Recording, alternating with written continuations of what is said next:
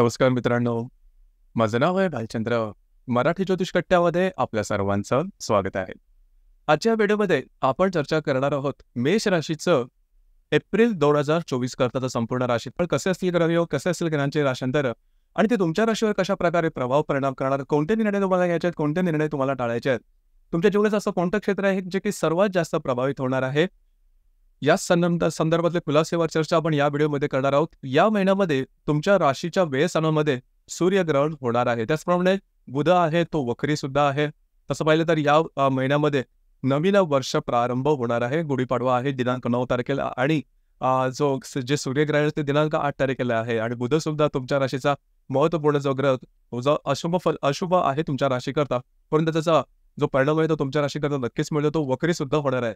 तर या सर्वांचा परिणाम तुमच्या राशीवर कशा प्रकारे होणार आहे या सर्व संदर्भातली चर्चा आपण या व्हिडिओमध्ये करणार आहोत. मेष राशीपासून ते मीन राशीपर्यंत सर्व ज्या 12 राशी आहेत या सर्व 12 राशींचा एप्रिल 2024 करता राशीफळ सुद्धा आपण अपलोड करत आहोत. जरूर त्याचा लाभ घ्या. आणि आता आपण चर्चा करू मेष राशीकरता एप्रिल 2024 करता संपूर्ण राशीफळ. सगळ्यात पहिल्यांदा आपण चर्चा करणार आहोत तुमचं स्वास्थ्य, मग ते शारीरिक असो किंवा मानसिक असो, हे नेमकं कशा प्रकारचं असेल. जसं की तुमच्या राशीचा जो स्वामी आहे मंगळ, जो की तुमच्या लाभस्थानामध्ये भ्रमण करतोय, दिनांक 24 तारखेला तो तुमच्या व्ययस्थानामध्ये भ्रमण करणार आहे. आणि जो बुध आहे जो की मग आत्ता पाहिला, बुध जो ग्रह आहे तुमच्याच राशीमध्ये भ्रमण करतो आहे. 2 तारखेला तो वक्री होणार आहे, तुमच्या व्ययस्थानात जाणार आहे, तिथे सुद्धा वक्री असणार आहे आणि दिनांक 25 तारखेला तो मार्गी होणार आहे. तर हे जे 2 ग्रह आहेत, हे 2 ग्रह तुमच्या राशीकरता अत्यंत महत्त्वाचे ग्रह ठरतात.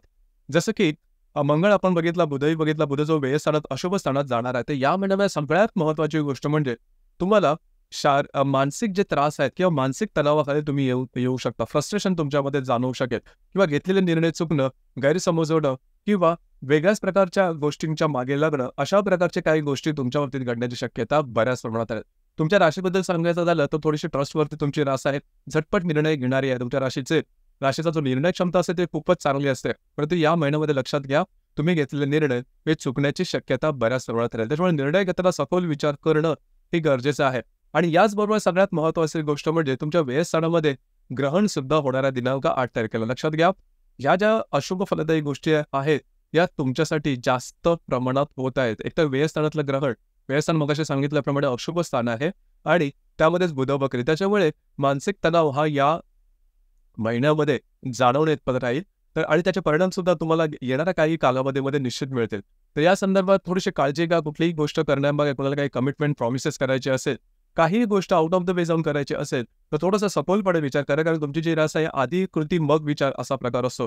तसं मात्र या महिन्यात करून देऊ नका. कारण गेल्या काही महिन्यापासून तुमचा जो कालावधी आहे तो खूप चांगला चाललेला आहे. वेगवेगळ्या क्षेत्रामध्ये तुम्हाला त्याचे रिझल्ट सुद्धा मिळाले असतील. आणि होतं काय की कधी कधी आपला कालावधी जर काय चांगला चाललेला असेल तर आपला जो अलर्टनेस आहे तो थोडासा कमी होतो. आपण थोडेसे बिंदास्त राहतो, बेधुंद राहतो आणि त्याच वेळेस अशा काही घटना घडून जातात की त्याचा परत त्रास आपल्याला होतो आणि आपण त्याला वाईट कालावधी असं म्हणतो. तर काळजी घ्या. अशाच प्रकारचा थोडासा स्ट्रेसफुल किंवा तुम्हाला थोडासा ट्रॅप करणारा हा कालावधी आहे, तुम्हाला जाळ्यात फासणारा हा कालावधी आहे. थोडंसं अलर्ट राहणं गरजेचं राहील. कुठलेही व्यवहार करताना काळजी घेणं महत्त्वपूर्ण राहील. जसं की तुमच्या राशीमध्ये आता गुरुचं भ्रमण आहे, तरी सुद्धा तुम्हाला अलर्ट राहणं हे अत्यंत महत्त्वाचं आहे. कारण गुरुचं भ्रमण पुढच्या महिन्याच्या म्हणजे मे महिन्याच्या 2 तारखेला तो तुमच्या द्वितीय स्थानात जाणार आहे. या संदर्भात काळजी घेणं थोडंसं गरजेचं राहील आता जे सांगितलं त्यामध्ये. आता आपण चर्चा करणार आहोत तुमचं आर्थिक स्वास्थ्य हे नेमकं कशा प्रकारचं असेल. आर्थिक स्वास्थ्याबद्दल सांगायचं झालं तर तुमचा जो धनेश आहे शुक्र, जो की तुमच्या व्ययस्थानामध्ये भ्रमण करतो आहे आणि दिनांक 25 तारखेला तो तुमच्याच राशीमध्ये येणार आहे. तुमचा राशीचा जो पंचमेश आहे रवी, हा सुद्धा तुमच्या व्ययस्थानामध्ये भ्रमण करतोय. 14 तारखेनंतर तो तुमच्या राशीमध्ये येणार आहे. जो मंगळ आहे, हा मंगळ तुमच्या अष्टमेश आहे, तुमच्या लाभस्थानामध्ये भ्रमण करतोय. 24 तारखेनंतर तो तुमच्या व्ययस्थानामध्ये येणार आहे आणि तुमच्या राशीचा जो लाभेश आहे शनी, हा तुमच्याच राशीमध्ये भ्रमण करतो. म्हणजे लाभस्थानामध्ये स्वतःच्याच राशीमध्ये भ्रमण करतो. एकंदरीतच या 2, 5, 8, 11 या स्थानाच्या अधिपतीचा विचार केला की जो आर्थिकदृष्ट्या महत्त्वाचा ठरतो. तर यामध्ये सुद्धा आर्थिक संदर्भामध्ये थोडंसं हा जो महिना आहे तो व्यवस्थित नाही. आणि तुमची जी रास आहे ही खर्च करण्याच्या बाबतीत मागे पुढे बघणारी रास अजिबात नाही. बिनधास्त बेधुंदपणे खर्च करा, अशा प्रकारची तुमची रास आहे. खर्चाच्या बाबतीत मागे पुढे बघत नाही. या महिन्यात तसं करावं लागेल. कारण मानसिक तणाव सुद्धा असतील, तुमचे पैसे सुद्धा चुकीच्या मार्गाने खर्च, चुकीच्या ठिकाणी खर्च होतील. तर या ठिकाणी काय म्हणजे थोडक्यात तुमचे अंदाज वगैरे चुकतील. जर तुम्ही शेअर मार्केटमध्ये सुद्धा ट्रेड करत असाल तर साधारणतः फसल्यासारखी अवस्था होऊन जाईल. म्हणजे सुरुवातीला तुम्हाला वाटेल की चांगला फायदा मिळतोय किंवा काय, परंतु प्रत्यक्षात तुम्ही ट्रेड कराल त्यावेळेस तुम्ही त्याच्यामध्ये फसाल. मग ते शॉर्ट टर्म असेल किंवा लाँग टर्म असेल, यामध्ये या महिन्यामध्ये थोडंसं थांबणं गरजेचं ठरेल. मौनम सर्वार्थ साधनम या सुभाषिताप्रमाणे थोडंसं समोरची परिस्थिती फक्त बारकाईने पाहणं, या पलीकडे काही करू नका. याकडे थोडंसं लक्ष देणं गरजेचं आहे. फक्त तुमचे जे नियमित इन्कम आहे, ती इन्कम मात्र तुम्हाला येत राहील. ती तुमची सकारात्मक बाजू आहे. परंतु एक्स्ट्रा इन्कम करणं किंवा काही वेगळं काही करणं, असं मात्र अर्थात तुम्हाला त्या संदर्भातली प्रलोभनं येतील, परंतु प्रलोभनाच्या मागे लागू नका. तुमचे अंदाज चुकू शकतील. त्याचप्रमाणे घरातले जे व्यक्ती आहेत त्यांच्याबद्दल, म्हणजे घरातलं जे वातावरण आहे ते तसं नॉर्मल नाही. त्याच्याबद्दल तशी काय काळजी करू नका. फारसा काय त्याच्याबद्दलचा प्रॉब्लेम येणार नाही. परंतु सगळं जी गोष्ट आहे ही ग्रहाच्या आसपास फिरणारी आहे. काळजी घ्या. बुधसुद्धा वक्री आहे.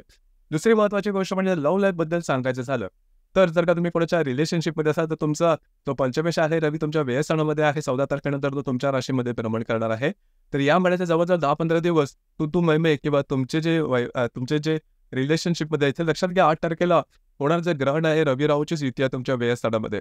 तर जर का तुम्ही कोणाच्या रिलेशनशिपमध्ये असाल तिथे ह्या ग्रहणाचा इफेक्ट जोरदारपणे दिसून येईल. गैरसमज होणं किंवा गोष्टी थोडंसं मॅन्युप्युलेट करणं आणि त्यामध्ये तुमची चूक नसताना सुद्धा तुम्हाला त्याला धरलं जाणार, अशा प्रकारच्या काही गोष्टी या तुमच्या बाबतीत होऊ शकतात आणि त्या रिलेशनशिपच्या बाबतीतही होण्याची शक्यता बऱ्याच प्रमाणात राहील. या संदर्भात काळजी घ्या. याचप्रमाणे गर्भवती महिला आहे त्यांनी सुद्धा स्वतःच्या आरोग्याकडे लक्ष देणं गरजेचं राहील. आरोग्याच्या संदर्भातले छोटे-मोठे त्रास या दरम्यान डोकं वर काढू शकतील. आता त्याचा फार मोठा परिणाम होणार नाही, कारण गुरुची पंचम दृष्टी ही तुमच्या पंचम स्थानार्थी आहे. तरी सुद्धा तुम्हाला सावध राहणं गरजेचं राहील. जे विद्यार्थी वर्ग आहेत त्यांनी तशी काय काळजी करू नका. तुमचं जे काय तुम्ही एफर्ट देताय ते एफर्ट देत चला, परंतु गाफील मात्र राहू नका. ही गोष्ट महत्त्वाची आहे. याचप्रमाणे जे वैवाहिक जीवनाबद्दल सांगायचं झालं तर तुमच्या राशीचा जो सप्तमेश आहे, तुमच्या राशीचा सगळ्यात महत्त्वाचा वैवाहिक जीवनाचा कारक आहे ग्रह आहे तो म्हणजे शुक्र. तो सध्या तुमच्या व्ययस्थानामध्ये भ्रमण करतो आहे आणि दिनांक 25 तारखेनंतर हा तुमच्याच राशीमध्ये भ्रमण करणार आहे. तर जर विवाहित असाल तर वैवाहिक जोडीदाराच्या आरोग्याकडे लक्ष द्या. त्यांच्यामध्ये तुमच्यामध्ये वादविवादाचे प्रसंग निर्माण होतील, गैरसमज होतील आणि त्यामुळे तुमच्या वैवाहिक जीवनावरती त्याचा विपरीत परिणाम होऊ शकेल. सगळ्यात महत्त्वाचं म्हणजे आरोग्याचा संदर्भ खूप महत्त्वाचा आहे. तर त्याकडे लक्ष देणं गरजेचं राहील. त्याचप्रमाणे तुमचं जे काही कार्यक्षेत्र असेल त्या संदर्भात सांगायचं तशी काय काळजी करू नका. तुमच्या कार्यक्षेत्राला अजिबात धक्का लागणार नाही. परंतु बाकीच्या गोष्टी मनात आणून कार्यक्षेत्राच्या संदर्भात काय वेगळे विचित्र निर्णय घेऊ नका, कारण तुमची जी आहे ही निर्णय क्षमता ही अगदी जोरात असेल. मग ती दुधारी तलवार होऊन बसते.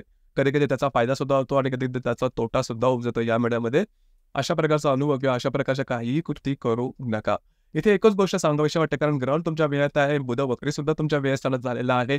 तर या संदर्भामध्ये कुठल्याही प्रकारचे मोठे महत्त्वाचे निर्णय घेऊ नका, जेणेकरून तुमच्या आयुष्याची दिशा बदलेल. लोन घेणं, पैशाच्या संदर्भातले काही व्यवहार करणं किंवा जीवनाच्या इतरही क्षेत्रामध्ये काहीतरी मर्दुमकी गाजवण्यासारखं बिनधास्तपणे काही निर्णय घेणं किंवा रिस्क घेऊन काही निर्णय घेणं अजिबात घेऊ नका. तुम्ही तोंडावर आपटाल. ही गोष्ट जास्त महत्त्वाची आहे. यानंतर आपण चर्चा करणार आहोत ग्रहयोगांबद्दल. ग्रहयोगांचे परिणाम नेमके कशा प्रकारचे असतील, जसं की तुमच्या साधारण दिनांक 3 तारखेला शुक्र आणि नेपच्यूनची युती होणार आहे तुमच्या व्ययस्थानामध्ये. शुक्र मगाशी सांगितल्याप्रमाणे खूप महत्त्वाचा ग्रह आहे तुमच्या वैवाहिक जीवनाकरता. तर शुक्र आणि नेपच्यूनची युती तुमच्या व्ययस्थानात होणार आहे. तर जर तुम्ही विवाहित असाल तर वैवाहिक जोडीदार तुमच्यामध्ये गैरसमजाचे वातावरण वगैरे निर्मिती होण्याची शक्यता आहे. त्याचप्रमाणे आर्थिक संदर्भामध्ये सुद्धा चुकीचे निर्णय घेणं किंवा चुकीच्या ठिकाणी इन्व्हेस्टमेंट करणं, अशा प्रकारचे काय अनुभव येऊ शकतील, काळजी घ्या. याचप्रमाणे दिनांक 10 तारखेला मंगळ आणि शनीची युती होणार आहे तुमच्या लाभस्थानामध्ये. या ठिकाणी तुमचे जे मोठी भावंड असतील त्यांच्या आरोग्याकडे लक्ष द्या. त्यांच्यामध्ये तुमच्यामध्ये वादविवादाचे प्रसंग आहेत ते थोडेसे वाढले जातील. स्वतःच्या आरोग्याकडे सुद्धा थोडंसं लक्ष द्या. पैशाच्या संदर्भामध्ये खर्चिक होऊ नका, चुकीचे इन्व्हेस्टमेंट करू नका. त्याचप्रमाणे दिनांक 11 तारखेला रवी आणि बुधाची युती होणार आहे. रवी जो की तुमच्या व्ययस्थानात आहे, बुध वक्री होऊन तुमच्या व्ययस्थानात जाणार आहे. दोघांची युती तशी पाहिली तर अशुभ फलदायी. तर या संदर्भात काळजी घ्या.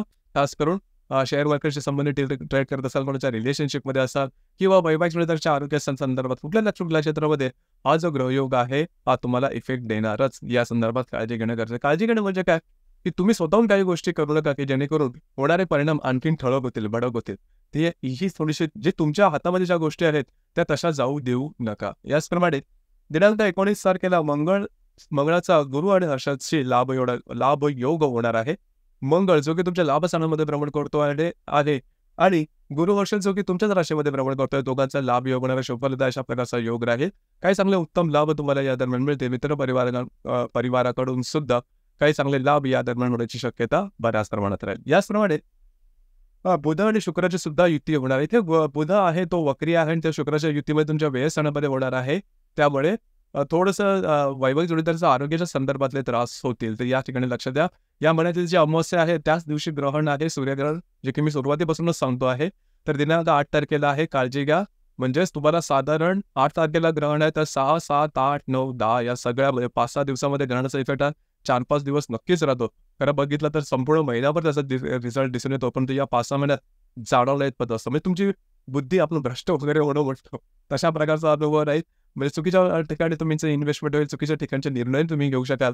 थोडंसं अलर्ट राहा, या संदर्भात काळजी घेणं गरजेचं राहील. या महिन्याची जी पौर्णिमा आहे, हनुमान जयंती आहे 25 तारखेला आणि 17 तारखेला आहे श्री रामनवमी. तर मराठी ज्योतिष कट्टा परिवारातर्फे आपल्या सर्वांना रामनवमी आणि हनुमान जयंतीनिमित्त मनापासून शुभेच्छा. याचप्रमाणे या महिन्यातला आपल्यासाठी सगळ्यात मोठा सण किंवा नवं वर्ष प्रारंभ हा दिनांक 9 तारखेला होता. आपण त्याला गुढीपाडवा असं म्हणतो. तर गुढीपाडव्यानिमित्त सुद्धा आपल्या चॅनेलतर्फे आपल्या सर्वांना मनापासून शुभेच्छा. येणारं वर्ष हे तुम्हाला भरभरून जावं, तुमच्या सर्व इच्छा मनोकामना पूर्ण होत, हीच आमच्याकडून तुम्हाला शुभेच्छा. तर मित्रांनो, हे होतं मेष राशीचं एप्रिल 2024 करताचं संपूर्ण राशीफळ. आपल्याला हे राशीफळ कसं वाटलं, आपल्याला आपण त्याचा अनुभव कशा प्रकारे घेतला नक्की कळवा. आणि आपलं हे जे चॅनल आहे मराठी ज्योतिष कट्टा, हे सुद्धा लाईक आणि सबस्क्राईब नक्की करा. धन्यवाद.